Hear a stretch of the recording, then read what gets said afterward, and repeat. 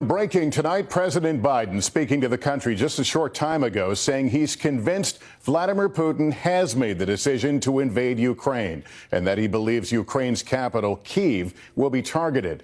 A defense official telling NBC News Russian forces have 40 to 50% of their forces in attack position. The president again calling out Russia for using an old playbook, accusing Putin of waging a disinformation campaign, painting Ukraine as the aggressor in shelling attacks in that country's east. The U.S. believes Russia is developing a pretext to invade. At a security conference in Munich, Germany, tonight, American and European leaders desperately looking for a way to peacefully thwart an invasion. It's where we start with Andrea Mitchell. With the U.S. saying there are now as many as 190,000 Russian forces surrounding Ukraine. President Biden tonight said he believes, based on U.S. intelligence, President Putin has decided to invade Ukraine within days. As of this moment, I'm convinced he's made the decision. We have reason to believe that. To be clear, you are convinced that President Putin is going to invade Ukraine. Is that what you just said a few moments ago? Yes, I did. Yes. So is diplomacy off the table then? No. And even saying where Russian forces will go. We believe that they will target Ukraine's capital, Kyiv, a city of 2.8 million innocent people. Earlier this afternoon, the president hosting a call with NATO leaders, as Vladimir Putin hosts the president of Belarus, where tens of thousands of Russian troops are conducting military exercises on Ukraine's northern border. Upping the ante tomorrow with a more ominous display, planned tests of nuclear-capable ballistic missiles. We are in an active phase of joint military drills, he said today. And now the U.S. blames Russia for this week's cyber attacks against Ukraine. Tonight, the Biden administration is leading an urgent diplomatic scramble in Europe. Secretary Blinken getting Russia's foreign minister to agree to meet in Europe next week. Blinken says if Russia does not invade before then. The biggest sticking point, Putin's demand that NATO pull back and ban any new members along Russia's border. NATO standing firm against that. I think President Putin's been a little bit surprised at that solidarity, at the way that NATO has come together. Also at the Munich Security Conference, Vice President Kamala Harris, her highest profile appearance on the world stage, with a message to Putin.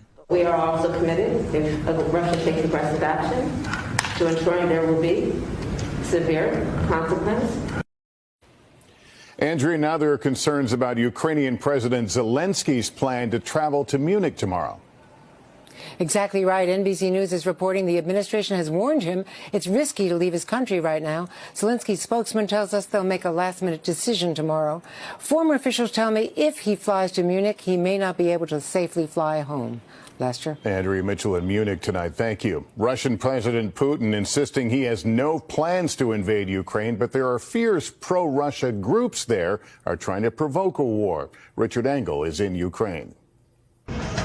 While Russian ships today conducted drills in the Black Sea, in eastern Ukraine, Russia may be building a case for war through a crisis that doesn't exist.